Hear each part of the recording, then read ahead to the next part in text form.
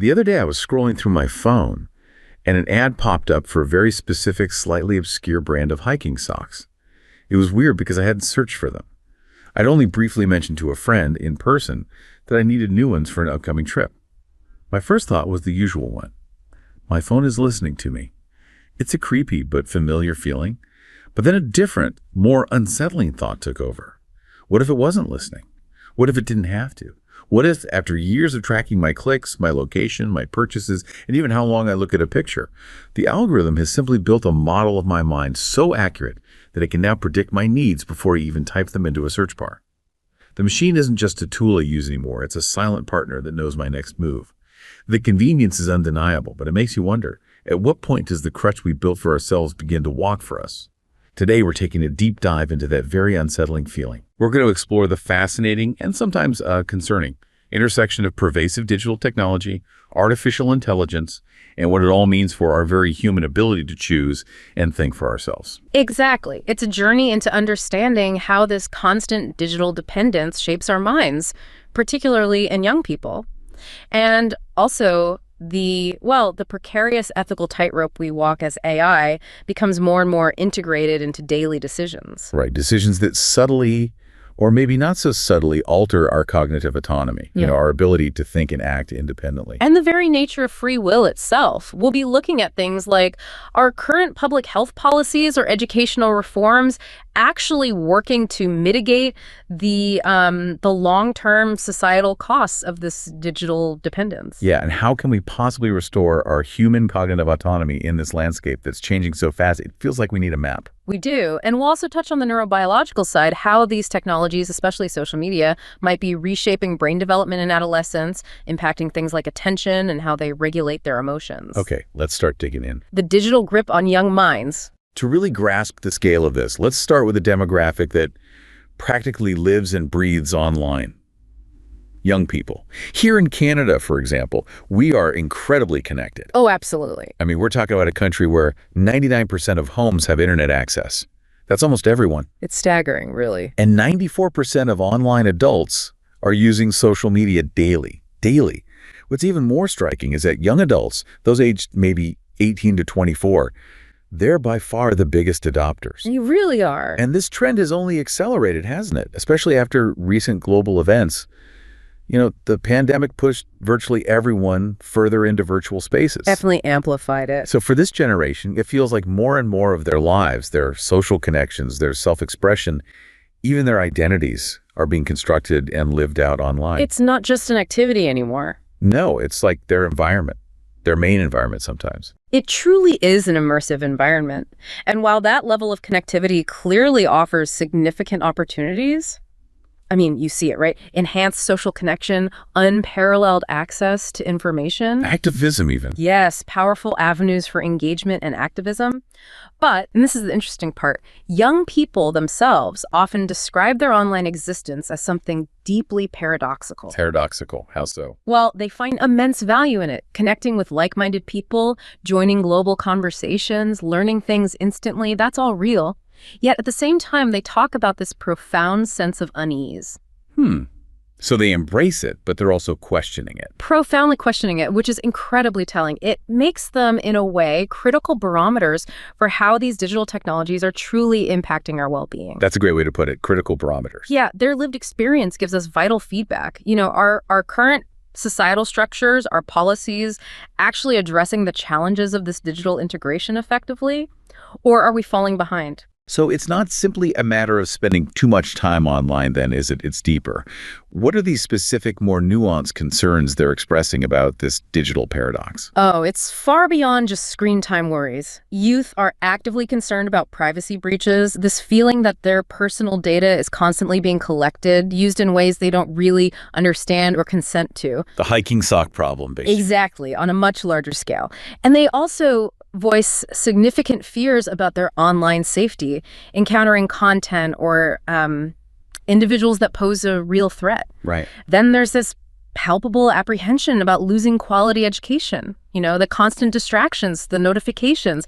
It undermines their focus, their ability to learn deeply. I can see that. It's hard enough to focus anyway. It is. And beyond that, there's a profound concern around the rapid, often unchecked spread of misinformation and disinformation. That's become a massive issue shaping public discourse and even their own beliefs. Yeah, it's everywhere. And then there's what one study vividly called nasty humanity. Nasty humanity. Oof. Yeah. It covers those often unmonitored and really damaging aspects of online interaction. Relentless cyberbullying, aggressive hate speech, just the proliferation of toxic stuff. So it's not just isolated incidents. It's taking a real emotional and psychological toll. A significant toll. And their experiences help us understand if existing public health policies and educational reforms are actually, hitting the mark in mitigating these long-term societal costs of digital dependence. Are they working? That's a crucial point, seeing them as these insightful barometers. So recognizing these significant and multifaceted challenges, what specific efforts are being made? Is anyone trying to help young Canadians navigate this complex digital landscape in a more positive, empowering way? Well, there is a significant public health initiative underway. It's funded by Heritage Canada's Digital Citizen Contribution Program. Okay. And it's focused on co-developing Canada's first comprehensive digital well-being hub. A digital well-being hub, what does that entail? It's not just another website. It's designed as a safe, sort of centralized online space. The goal is to provide the latest, most trustworthy digital citizenship literature, reliable information, and also offer new, innovative, experience-based educational tools. Experience-based tools? Like what? Tools designed to equip users with practical skills for navigating the digital world safely, healthily. But here's the crucial part. The hub is being co-created with a 10-person youth advisory committee. Oh, that makes sense. Involving them directly. Exactly. It's a collaborative approach to ensure the hub genuinely responds to their current needs, their real-world challenges, their lived experiences. It embeds their perspective from the ground up, rather than just imposing some top-down solution. That sounds like a really smart and inclusive approach. You need the people affected to make sure the solutions are actually relevant and hopefully impactful. It's an exemplary model for co-designing these kinds of public health resources, I think. So what kind of insights and specific data does this ongoing research aim to provide through developing this hub? What are they hoping to learn? Well, the research aims to gather comprehensive, quite nuanced data on emerging trends and the diverse experiences of young Canadians across several critical areas. Such as? Things like their perceptions of online surveillance and all the privacy issues that come with that. Their knowledge and understanding of their digital rights, which, surprisingly, many young people are only vaguely aware of. Really? That's concerning. It is. And also the specific systemic challenges, barriers, inequities they face online. Mm-hmm. Things like algorithmic discrimination or maybe lack of access in some communities. Okay. And of course, a major focus is on the prevalence and impact of mis and disinformation, plus other widespread online harms, the big ones like cyberbullying and hate speech. Right. So the ultimate goal is really to better educate, engage, and inform Canadians of all ages on how to safely navigate and mitigate these pervasive digital threats. And this whole effort is deeply informed by a digital rights perspective. What does that mean practically? A digital rights perspective. It means aligning with frameworks like the UN Convention on the Rights of the Child, specifically General Comment 25, which addresses children's rights in the digital age. It's about building a collective knowledge base, fostering a more digitally literate and resilient population, really, one capable of restoring, or at least maintaining, human cognitive autonomy in this interconnected age. Unpacking problematic internet use and the role of emotion. Okay, we've touched on some of the broad concerns, but let's go deeper now into the concrete, specific negative effects we're seeing from extensive digital engagement, particularly what's termed problematic social media use, especially on adolescents. It feels like it's much more than just, a fleeting annoyance. It sounds like a significant health issue. It's certainly much more than a fleeting annoyance. The impacts are profound and they're multifaceted. A really comprehensive literature review identified 5 main interconnected themes regarding social media's adverse effects on adolescents. 5 themes. Okay, what are they? All right, so significant impacts on social emotional health, mental health, and physical health that often shows up as things like sleep disturbances or more sedentary lifestyle. Makes sense. It also profoundly affects academic performance.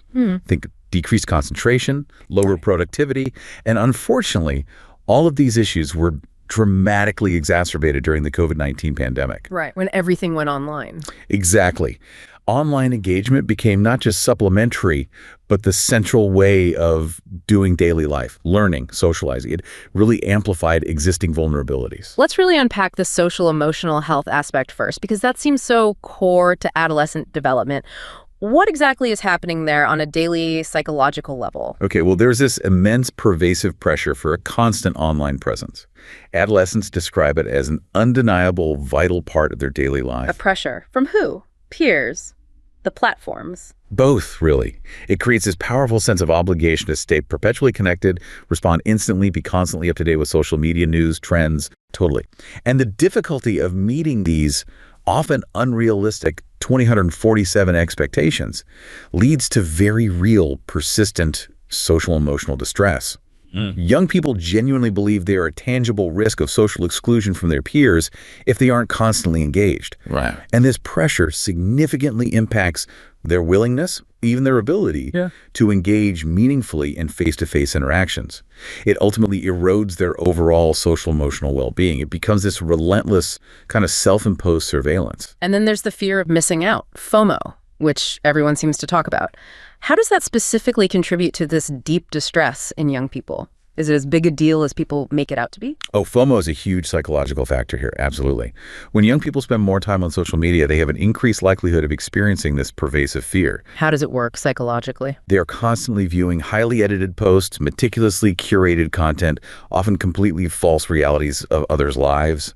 Everyone's highlight reel, never the struggles. Right, the perfect vacation photos, the amazing achievements. Exactly. And this leads directly to a process of intense self-comparison. They measure their own accomplishments, their appearance, their perceived talents against these idealized online versions. And that takes a toll. A substantial psychological cost. When there's a perceived gap between their own experiences and the seemingly perfect lives of others, adolescents internalize feelings of inadequacy. That quickly spirals into decreased self-esteem, heightened feelings of depression, anxiety. It's a relentless feedback loop of self-criticism. So it's not just feeling like you don't fit in, but actively comparing yourself to an idealized, often fake version of reality. Wow, that can lead to some real vulnerability, can't it? Especially with peer rejection in those unsupervised online environments. Precisely. And this extends to significant vulnerability to peer rejection in those often unsupervised online spaces. Adolescents naturally desire the social rewards social media provides, making new friends, getting likes, validation for their posts. Sure, that's normal. But the interactive, often anonymous nature of these platforms also allows for direct, harsh critique, even relentless criticism of someone's appearance, their thoughts, their beliefs. Ouch. And when students don't receive enough validation, or worse, face overwhelming criticism, it can severely impact their self-confidence. It leads to immense stress, isolation. And it's public too, isn't it? That's a key point. The pain isn't just from the individual making the comment, but from all the others who witness it or like it or engage with a negative post.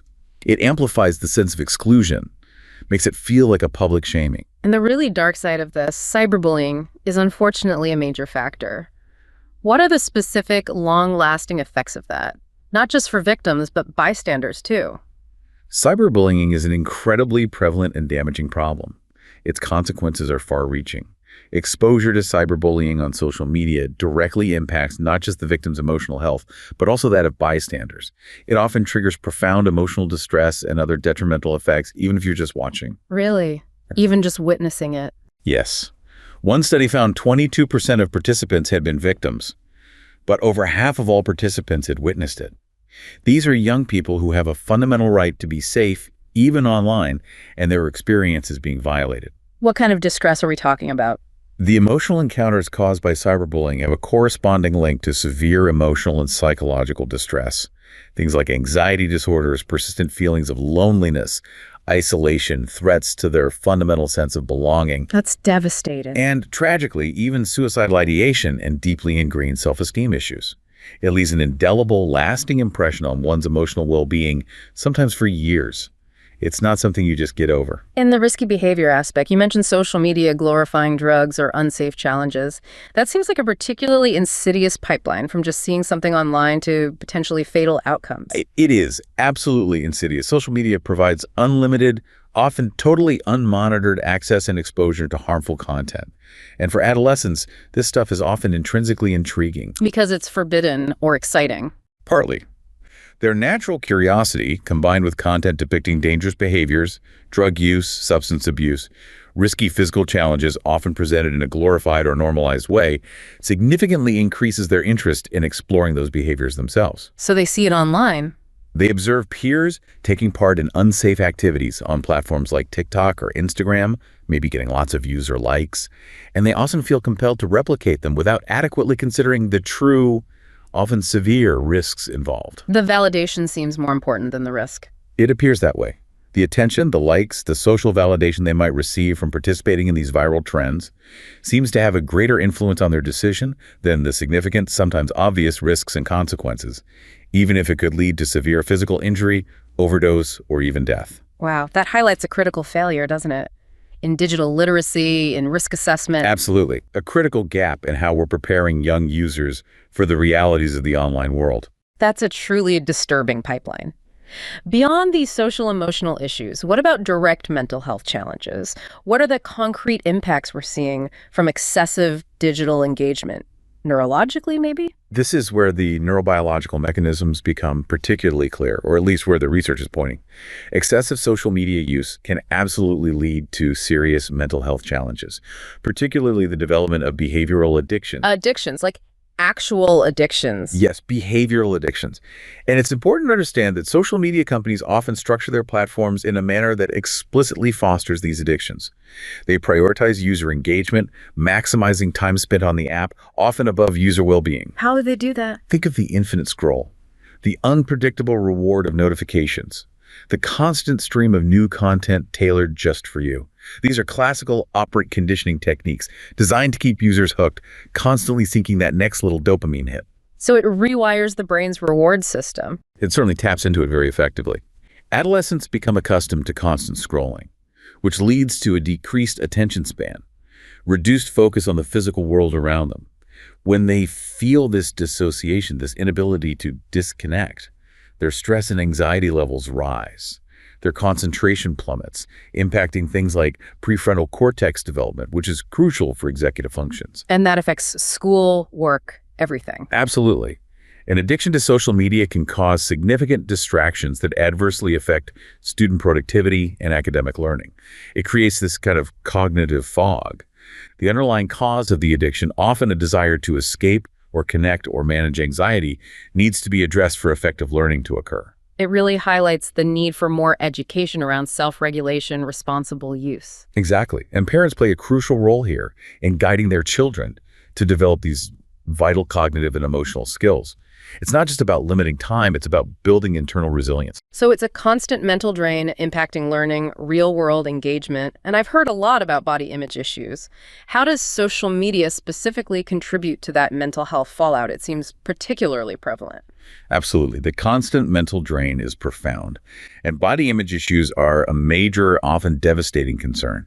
Adolescents are frequently exposed to online content promoting idealized, often completely unattainable body images. Filtered photos, celebrity bodies. Exactly. And disturbingly, sometimes content even actively promotes disordered eating patterns, presenting them as normal or desirable. When they're constantly comparing themselves to these unrealistic ideals, it leads to significantly lower feelings of self-worth, self-esteem. And that can lead to dangerous behaviors. Yes, the intense desire to reach these often unattainable appearance standards can then lead to unhealthy eating behaviors like restrictive dieting, excessive exercise, purging.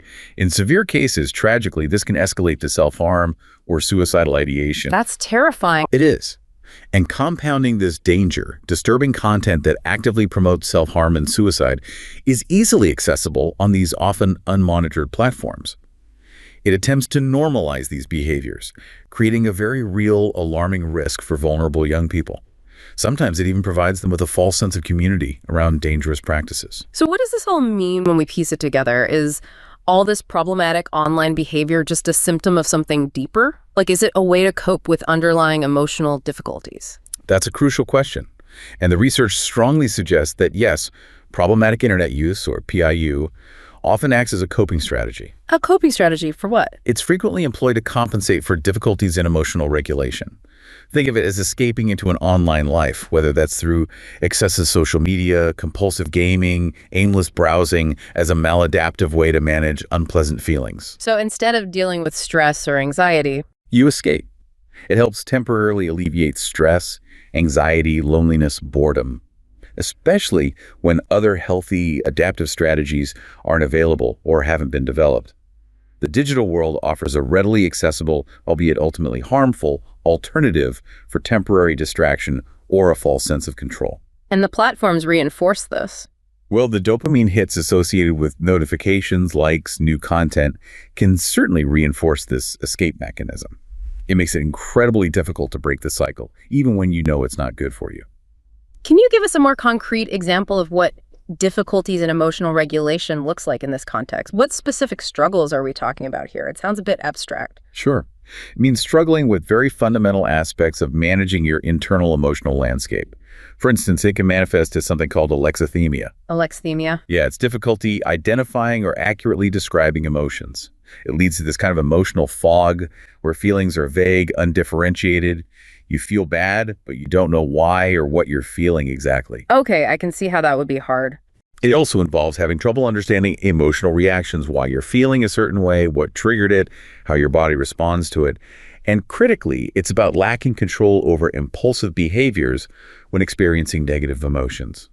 You react instead of respond thoughtfully. So less self-control when upset. Essentially, yes. It's a lower ability to effectively use strategies to manage feelings in a healthy, adaptive way. Studies have shown specific issues like difficulty accessing effective emotion regulation strategies, struggling with goal-oriented behaviors when upset, like you can't focus on homework Right. because you had an argument, and a general lack of emotional clarity are all strong predictors of problematic internet use. Because if you can't manage feelings internally, The internet becomes a readily available, low-effort, although ultimately harmful, alternative for temporary relief. It creates this vicious cycle. Feel bad, go online, feel temporarily better, but avoid the real issue, which then makes the underlying problem worse, leading you back online. where do relationships fit into this complex picture? Does family life play a crucial role in a young person's ability to regulate emotions and avoid problematic internet use? A huge foundational role. Eh. The quality of relationships, particularly family dynamics, is profoundly impactful. Research consistently shows that negative perceptions of parental behaviors, things like feeling rejected, experiencing low warmth, perceiving a lack of emotional availability from parents, are strongly linked to greater emotional dysregulation in adolescence. So feeling unsupported at home makes it harder to cope. Exactly. Conversely, positive parental behaviors characterized by high warmth, clear boundaries, supportive, emotionally available interactions foster much better emotional regulation skills in young people. And that helps with internet use. Yes, directly. This, in turn, directly reduces the likelihood of problematic internet use. It's a clear and direct link. A secure, nurturing parent-adolescent relationship contributes significantly to developing robust emotional regulation abilities, which leads to less problematic online behavior. Interesting. The emotional availability of a parent, particularly a mother, has also been highlighted in some studies as a pivotal factor in preventing PIU among adolescents. It provides a crucial emotional anchor and teaches adaptive coping skills by example. And social support in general. Beyond just parents, do friends and peers also play a protective role? Or can they sometimes exacerbate the problem? Yes, absolutely. Friends matter too.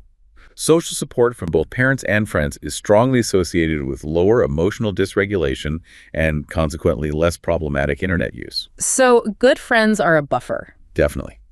Teenagers who engage in problematic internet use often report lower perceived social support, particularly from their friends.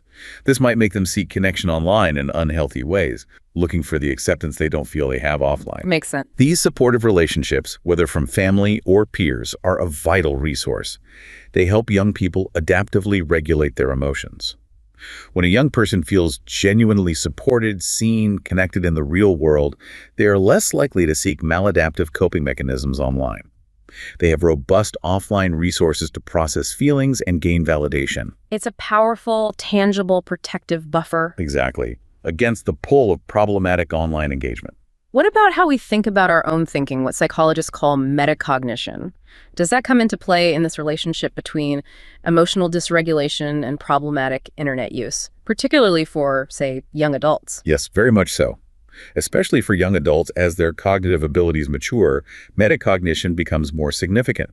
Studies show that certain positive metacognitions, which are essentially beliefs about one's own cognitive processes, can actually mediate the link between emotional dysregulation and problematic internet use. Positive metacognitions, like what? Yeah. Believing something good about using the internet? Sort of. For example, if a young adult believes that internet use provides effective escapism from their negative thoughts and feelings, or gives them a powerful sense of controllability over those internal experiences like hitting pause on reality, this belief can powerfully fuel problematic use. So it's not just that they use it, but why they think it helps them. Exactly. It's the deep-seated belief that it's an effective or necessary tool to manage their internal world, to avoid discomfort, Yeah. even if objectively it's making things worse long-term. So it's not just using the internet, but why they believe it helps them. That's a subtle but really important distinction. It's about their internal narrative. Precisely. It's the cognitive lens through which they view their online activity as a coping mechanism, even if it's ultimately maladaptive. Other factors come into play here too, like experiential avoidance. Experiential avoidance. Yeah, that's the effort to control or escape from negative internal stimuli that cause suffering or discomfort, whether it's anxiety, sadness, boredom, just wanting that feeling to stop. And also, desire thinking. This is mentally rehearsing the pleasure and anticipated positive consequences of online activity, like daydreaming about the fun of a new game or the validation of getting likes on social media. So thinking about how good it will feel. Right. And these cognitive patterns, avoidance and desire thinking, essentially reinforce the cycle of turning to the internet as a default coping strategy, especially for those with emotional dysregulation. It makes it harder to break free even when the negative consequences become apparent. This is definitely complex. Do we see any consistent differences between genders and how all this plays out with problematic internet use and emotional regulation? The findings are actually a bit mixed and, as you said, quite complicated, which is fascinating in itself and really highlights the need for nuanced research, not just broad generalizations. Oh, it's not straightforward. Not entirely. While some studies indicate that male adolescents and young adults are statistically more likely to report problematic internet use, particularly related to things like gaming or maybe compulsive information, seeking other research, suggests that female adolescents tend to use social media more frequently. Right. And consequently, they might have a greater likelihood of becoming problematic users, especially in relation to things like body image concerns or intense social comparison. So the type of problematic use might differ. Okay, so the type of use might differ. What about emotional regulation itself? Are there consistent differences in how genders experience or manage their emotions according to the research? Here's where it gets particularly interesting and, again, less straightforward than you might think. Most studies suggest that males overall tend to exhibit higher levels of emotional dysregulation, particularly in difficulties like paying attention to and clearly recognizing their emotions, or struggling to control impulsive behaviors when they're feeling negative emotions. Okay, so males struggle more with identifying feelings and impulse control, generally. That's what much of the research suggests. However, and this is the intriguing part, one study found that females actually reported higher levels of emotional dysregulation, specifically in clearly distinguishing their feelings from physical sensations, and in performing tasks effectively when experiencing negative emotions. So it's not about who feels more necessarily, but how those feelings are processed and managed and maybe what aspects are harder. Yes, precisely. It's about the manifestation of the difficulty, the specific facets of emotional regulation that prove more challenging for each gender, potentially. That's a really key distinction. And this leads to another key point. Social support seems to be a more pivotal protective factor for females in this context. How so? Good social support can significantly facilitate emotional regulation and reduce problematic internet use, especially for girls. This might actually explain why emotional dysregulation correlated with problematic internet use only among the males in some studies. Because females might have a stronger buffer. Possibly. Females perhaps rely more on that robust social support as an adaptive coping mechanism. It helps them regulate their emotions and avoid problematic online behaviors. For males, maybe without that same degree or type of buffering social support, the direct link between dysregulation and problematic use might be more pronounced, leading to a more direct turn towards digital escapism when distressed. Does the age of the young person make a significant difference in these patterns as they mature from adolescence into early adulthood? Absolutely. Age matters significantly because of the distinct developmental stages involved. Adolescents say roughly ages 10 to 19 is a time of tremendous change. Identity formation, peer influence becomes huge. Brain development is ongoing. Right, a lot is happening. Which makes teenagers inherently more susceptible to emotional dysregulation and problematic internet use. This is partly due to their increased online self-disclosure as they explore and construct their identities in digital spaces, often seeking that external validation. So relationships are key then. Vitally important. During these formative years, good, consistent relationships with parents and friends are critical protective factors. They can buffer against these risks, providing those essential real-world support systems. And what about emerging adults, say early 20s? For emerging adults, the picture shifts slightly. Metacognitive and cognitive factors appear to play a stronger protective role. Their developing ability to think about their own thinking, to understand why they're engaging in online behavior, and to critically evaluate its impact, that becomes more significant in preventing problematic use. So they have more capacity for self-reflection and self-regulation. Potentially, yes. They can potentially self-regulate more effectively through conscious thought and analysis, whereas adolescents might be more driven by immediate emotional needs and peer dynamics. The algorithmic architect of our world. Okay, let's shift gears a bit. You started us off with that uncanny feeling, the hiking socks example, the algorithm knowing what I needed. Let's talk more broadly now about how artificial intelligence is shaping our entire information landscape.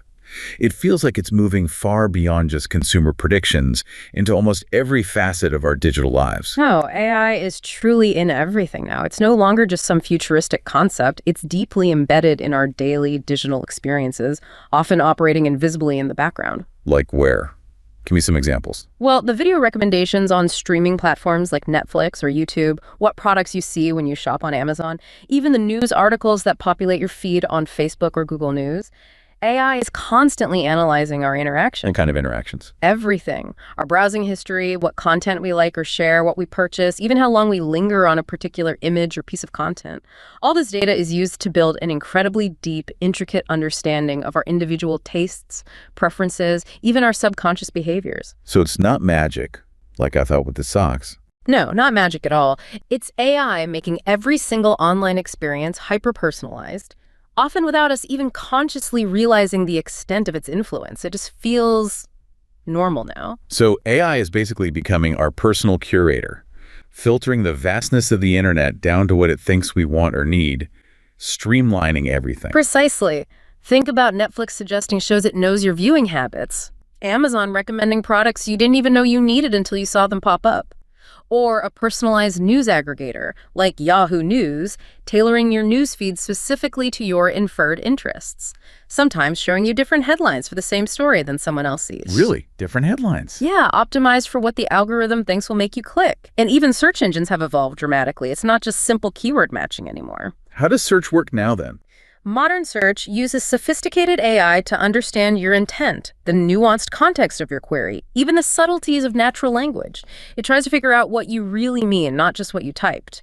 This gives you much more relevant results than ever before. Which saves time, I guess. Definitely saves time, reduces cognitive load. It makes finding information incredibly efficient, almost to the point where we now just take this level of accuracy for granted. We expect it. And we're seeing AI actually creating content itself now, right? Things like ChatGPT, other generative AI tools. That feels like a whole new level of influence, moving from curating information to actually creating it. Yes, absolutely.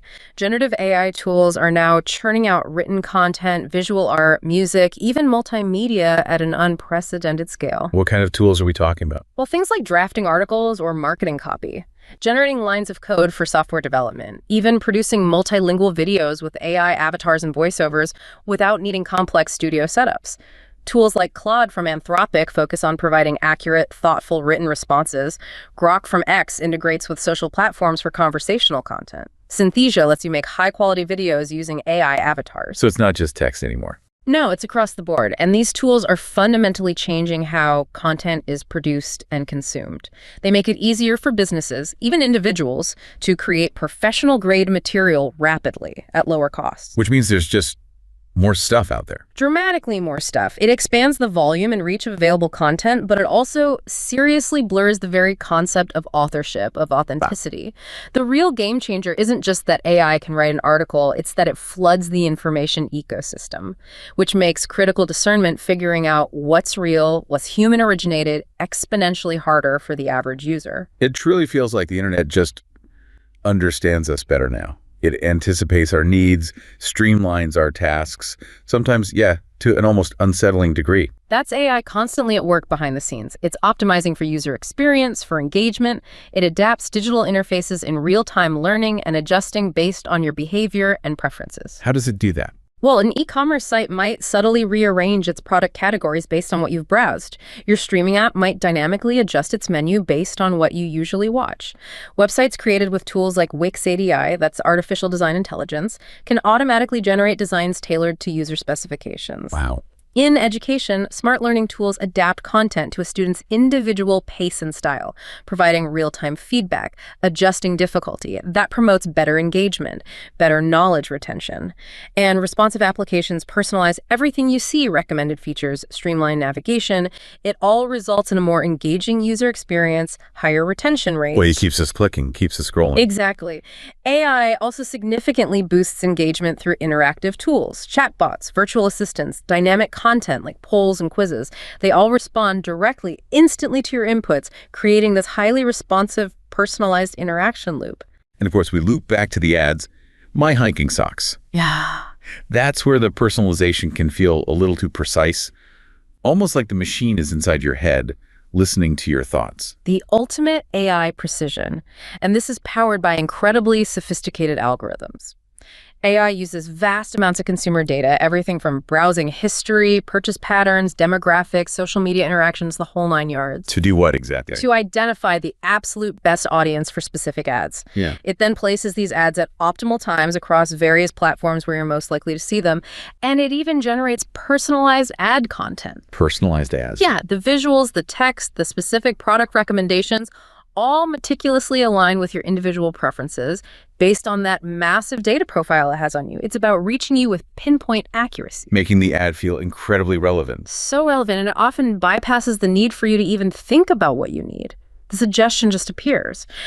And beyond just advertising, AI also predicts broader media consumption trends by analyzing historical data, current user behaviors, even emerging cultural shifts. This helps streaming platforms, for example, decide what new content to produce or acquire. They try to stay ahead of audience preferences, future demands.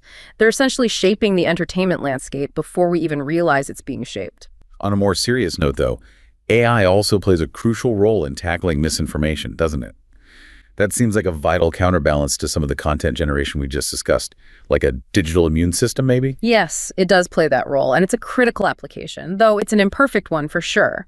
AI helps identify and combat false information by analyzing content patterns, detecting manipulations like deepfakes. Deepfakes, those fake videos and audio clips. Exactly. AI creates hyper-realistic but entirely fabricated images, audio, or video, making it look like someone said or did something they never did. Detection tools try to spot those. AI also uses machine learning models to assess the credibility of news articles, cross-referencing sources, identifying suspicious language, or how fast something is spreading. But there's a catch, isn't there? There's a huge irony, yes. The very same AI capabilities that allow for sophisticated detection can also be weaponized to create incredibly convincing fake content, often at scale. So AI is both the disease and the cure. In some ways, yeah. It makes the fight against misinformation this continuous, evolving challenge. An ongoing arms race, really. Detection systems need constant upgrading to keep pace with the increasingly sophisticated methods of generating fake stuff. It's a dynamic, often frustrating battle for truth in the digital sphere. Free will in the age of machines. Okay, this brings us right back to that unsettling feeling from the opening. The socks, the predictions. If machines are getting so good at predicting, suggesting, even creating our experiences, what happens to our free will? It feels like we're navigating a very different kind of world where our choices might not be entirely our own anymore. This is a huge question, and it's one philosophers have grappled with for centuries, long before AI was even a concept. At its core, free will is the idea that we, as humans, possess the capacity to choose between alternatives. Meaning our choices aren't just automatic. Right, that they aren't solely constrained or predetermined by biology, our environment, or external forces. It's fundamental to our concepts of self-control, moral responsibility, accountability. The idea that we can be held responsible because we chose to act. Exactly, because we genuinely chose our actions and, crucially, could have chosen otherwise. That's the traditional view. And there are different schools of thought on this, even without involving machines, right? Can you briefly outline the main ones for us? Sure. One major school is determinism. This argues that all events, including our choices, are essentially predetermined by prior causes, whether that's genetics, environment, the laws of physics. So free will is just an illusion in that view. Pretty much. Our actions are just the necessary outcome of preceding events, like dominoes falling. Then there's libertarianism, which asserts the opposite, that we do have genuine, uncaused freedom to choose, independent of those causal chains. So we really can choose otherwise. That's the argument. It defends true moral agency, often pointing to our subjective experience of making choices as evidence. And finally, there's compatibilism. Compatibilism. Trying to make them compatible. Exactly. It attempts to bridge the gap. It suggests free will can exist even within a determined framework, as long as our actions align with our own desires and intentions, regardless of how those desires might have been formed. The key here is that our actions are unforced and reflect our internal motivations, even if those motivations themselves are ultimately determined. Okay. So with AI now making more and more decisions for us, or at least heavily influencing them and personalizing our experiences so profoundly, how does that affect this delicate balance of human autonomy? Regardless of which philosophical camp you lean into, it feels like the stakes are much higher now. It's not just abstract anymore. The stakes are incredibly high, yes, because AI directly impinges upon these concepts in the real world. The rapid progress means machines are making decisions once exclusively human territory. Like what kind of decision? Self-driving cars, navigating complex roads, algorithms assessing credit risk, making hiring recommendations, even suggesting medical diagnoses. While this promises incredible efficiency, precision, maybe even better accuracy in certain contexts, It raises questions. it fundamentally questions whether we are still truly agents in a world increasingly governed by algorithms. The question becomes, how does the ability of machines to independently make complex decisions, often based on data derived from our past behaviors, change our understanding and exercise of free will? It's a shift from tools that help us choose. To systems that might preempt our choices, or even make them for us entirely. It sounds like it could be a very subtle shift, perhaps. Is it always obvious when AI is influencing our choices or nudging our behavior, or can it be sneaky? Not at all obvious, often. It can be a very quiet, almost imperceptible erosion of autonomy. And that's what makes it so insidious, potentially. Yes, so. AI systems analyze these vast amounts of data, predict outcomes, execute decisions, often without direct human oversight or full transparency about why they decided that way. This means our self-determination can be subtly undermined by predictive models, by algorithmic governance. It's no longer just a philosophical debate. It's a real-world challenge with direct implications for civil liberties, legal responsibility, how society is structured. You mentioned algorithmic nudging earlier. Right. These systems aren't just making neutral suggestions. They're subtly shaping our environment, our options, often without our explicit awareness. Yeah, algorithmic nudging. Can you elaborate on that? How does that specifically impact our capacity for meaningful choice? Does it take away our free will? Well, algorithmic nudging is essentially when individuals might engage in actions or make choices without consciously realizing they're being subtly manipulated or guided by the algorithm. It's not overt coercion, it's a gentle push. A push in a certain direction. Exactly. A push based on predictive models of what you're most likely to do, or perhaps what the platform wants you to do, like buy a product or stay on the site longer. This leads to a reduction in truly meaningful choice because your options might be pre-selected, prioritized, or presented in a way that biases your decision. And you might not even see the alternatives. Precisely. You might never even consider alternatives the algorithm didn't present to you. There's a profound paradox here.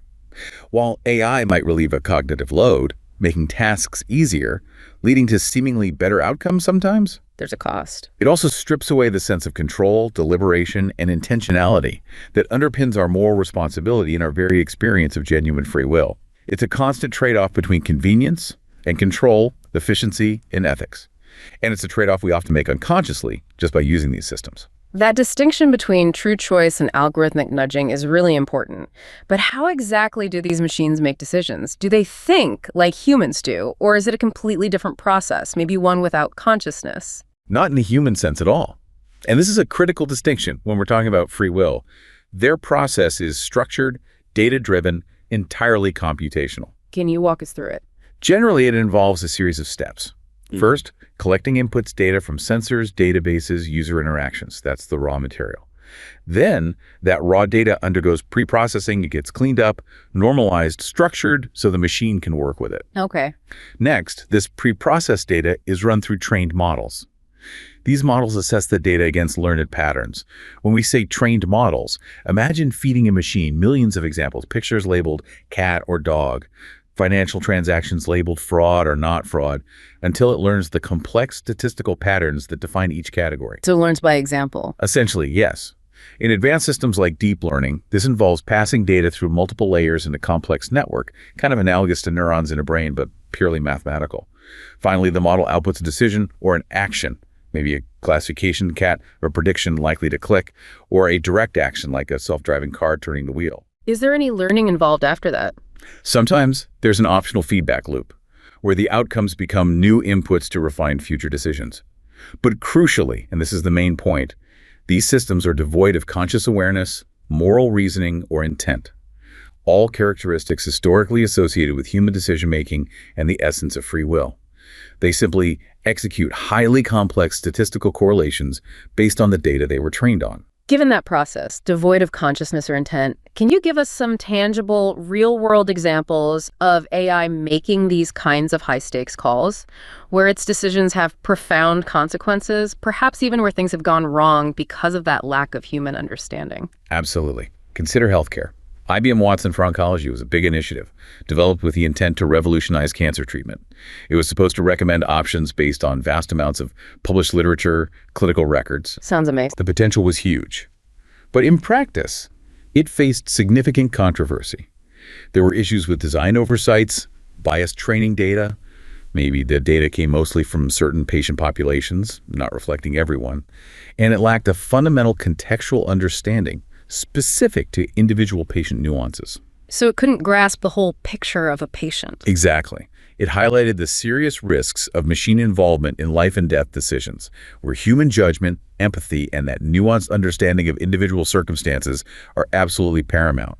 Its recommendations weren't always safe or appropriate, reportedly causing delays or suggesting treatments that weren't the best fit. And in everyday life, like driving, we rely on AI systems more and more there. What happens when those systems fail or misinterpret things? Tesla Autopilot and Waymo's autonomous vehicles are prime examples. These systems steer, control speed, detect obstacles using real-time data from cameras, radar, LiDAR. The technology is incredible. It is, and it offers immense convenience. But they've also been involved in accidents, sometimes due to programming misinterpretations, sensor failures, or just unexpected variables on the road that the AI wasn't trained for. This raises huge ethical and legal questions about liability. Who is truly responsible when an autonomous system causes injury or death? Is it the programmer, the manufacturer, the driver who wasn't driving? Exactly. It's incredibly complicated under current law. That seems like a clear-cut case of needing responsibility, but is it always assigned clearly? What about in areas like criminal justice, where personal liberties are directly at stake? Not always clear at all. Even in criminal justice, there's the Compass algorithm, used in some U.S. courts. It predicts recidivism, risks the likelihood a defendant will reoffend. Judges sometimes look at its scores for sentencing or parole decisions. An algorithm influencing prison sentences? Potentially, yes. But studies, like a famous one by ProPublica, showed it appeared to be racially biased. It falsely flagged minority defendants as high risk at a significantly higher rate than white defendants, even when controlling for other factors. So it was perpetuating systemic inequalities. That was the finding. It illustrates how critically important the fairness of the underlying data itself is when machines make decisions impacting people's lives and freedoms. They can reinforce existing societal biases in a seemingly objective, mathematical way. Even job applications. I wouldn't have necessarily thought of AI making high-stakes calls there, but it clearly impacts livelihoods significantly. Yes, even in recruitment. AI tools, like those once used by Amazon and others like HireVue screen applicants, they analyze resumes, sometimes even video interviews for keywords or perceived traits. What happened with Amazon's tool? Amazon's AI recruitment tool was ultimately scrapped because it was found to penalize resumes containing terms like women's chess club or even just indicators of being female, because its training data was based on historical hiring patterns within the company, which had favored men for technical roles. So the AI learned that bias. It clearly demonstrated how historical human bias can inadvertently creep into machine logic and perpetuate discrimination in employment, limiting opportunities for entire groups. These examples really drive it home. They demonstrate that the greater the potential impact of a machine's decision, the more transparency, fairness, and human oversight are absolutely required. The risks are profound when these systems aren't carefully designed, audited, and monitored. So when things inevitably go wrong, because they will, who is responsible? Is it the machine itself, the developer, the company that deployed it, the user? This truly feels like an ethical minefield. It is perhaps the most critical ethical question emerging from the proliferation of AI, and it's one our current legal and ethical frameworks are really struggling to answer adequately. Why is it so hard? Because AI, as we discussed, lacks consciousness, intent, or moral agency in the human sense. It fundamentally blurs the traditional lines of responsibility. If an autonomous vehicle causes harm, who is ultimately to blame? The developer, the manufacturer, the data provider, the human passenger, if there was one. Our legal systems aren't set up for that. They're generally ill-equipped. They tend to revert to traditional fault models based on intent or negligence, which don't neatly fit the complexities of AI decision-making. And this challenge is further compounded by algorithmic opacity. The black box problem. Exactly. Often even the engineers who build these complex AI models can't fully trace or explain why the AI made a particular decision, especially with deep learning models. This lack of transparency makes it incredibly difficult to identify, trace, and rectify errors or biases. It leads to profound mistrust and significant challenges in regulatory enforcement, especially when life or liberty is at stake. And the bias we mentioned earlier in recruitment and justice systems, how pervasive is that? And what are the profound consequences of AI systems inheriting and maybe even amplifying these biases, potentially in ways that are less visible than human bias? AI systems are indeed often as biased as the data they are trained on and reflect the design choices made by their creators. Since real-world data commonly reflects existing societal inequalities, historical prejudices, systemic discrimination, The AI learns those patterns. it often replicates or even worsens these biases, effectively institutionalizing them in ways that are deeply concerning. We talked about facial recognition misidentifying non-white individuals more often, resume screeners filtering out women or older applicants, predictive policing potentially reinforcing unequal systems by focusing on historically disadvantaged areas. So it risks embedding discrimination. Yes, embedding and amplifying discrimination in systems that appear objective and scientific. This makes it far less visible and potentially harder to contest than traditional human bias. Because machines project this aura of neutrality, biased outputs can slip under the radar, accepted too easily without the necessary scrutiny or challenge. Is anyone auditing these systems? There's a critical need for standardized ethical auditing for AI systems, which currently doesn't exist universally. While some organizations conduct fairness audits, there are no globally accepted norms or mandatory standards. This leaves severe gaps in accountability. So machines optimizing for efficiency, or whatever goal they're given, might ultimately make choices that we as humans wouldn't consider moral or ethical, simply because they lack empathy, intuition, or a sense of human dignity. Precisely. Machines optimize for predefined goals based on the data they are fed, but they fundamentally lack empathy, moral intuition, and understanding of human values beyond what is explicitly coded, if it's even possible to code such things adequately. Which creates moral dilemmas. Profound moral dilemmas. For example, an AI designed purely to maximize cost efficiency for a healthcare system might logically deny expensive treatment to a terminally ill patient. A decision a human doctor, guided by compassion and ethical obligations like beneficence, would likely approach very differently, prioritizing human life and dignity over purely economic metrics. Or injustice. A predictive algorithm could flag someone as high risk for a crime based purely on statistical correlations found in biased data, without any understanding of the social, economic, or individual contexts that underlie those indicators, potentially leading to preemptive negative consequences based on probability, not actuality. It raises huge questions about dehumanization. Absolutely. Dehumanization, moral diminishment, the erosion of dignity when we delegate such critical decision-making to machines. It could lead to a widespread, the algorithm said so mentality. Where people just shrug off responsibility. Yeah, where individuals justify adverse or questionable outcomes by deferring responsibility to the machine, potentially disengaging from their own moral agency, their own critical thought. The ethical implications are not just about what the machine does, but what it might prevent us from doing as thinking, feeling, moral agents. Navigating the future. Preserving autonomy. Okay, this all sounds pretty heavy. There are significant challenges to our autonomy, our ethics, maybe even our humanity. Is there a way forward? Can we actually integrate AI into our lives and societies without sacrificing these fundamental human freedoms, our ability to genuinely choose and think for ourselves? Yes, I believe there is a way forward, but it requires a very intentional, proactive, and genuinely multi-stakeholder approach. It's not something tech companies can solve alone or governments alone. Who needs to be involved? Ethicists, policymakers, AI developers, researchers, educators, and crucially, us, the users, the public. We all have to work together to navigate this complex landscape. We cannot simply rely on technology to solve these ethical dilemmas on its own. Human input and values have to remain paramount. It sounds like it connects back to those public health policies and educational reforms you mentioned earlier. Exactly. It's about developing comprehensive strategies aimed at mitigating the long-term societal costs of this widespread digital dependence and actively working to restore, or at least preserve, human cognitive autonomy. What are some of the practical approaches being explored or developed? How can we ensure AI actually serves humanity rather than dominating it? Well, some key strategies include developing clear, robust ethical guidelines for AI development and deployment, focusing on foundational principles like transparency, meaning we can understand or at least audit how an AI makes a decision, fairness, accountability right from the outset. And keeping humans involved. Absolutely. Implementing human-in-the-loop systems is critical, especially in sensitive areas like healthcare, justice, finance. This ensures that human oversight remains, balancing AI's efficiency with that irreplaceable human capacity for moral reasoning, empathy, nuanced judgment. The ultimate decision-making power needs to reside with a conscious agent. What about checking for bias? Regular, independent algorithm audits are essential. To proactively assess for bias, for explainability, to ensure ethical compliance.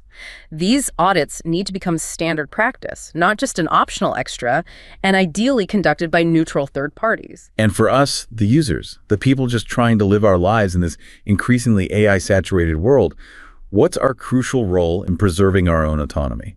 Public education is absolutely vital.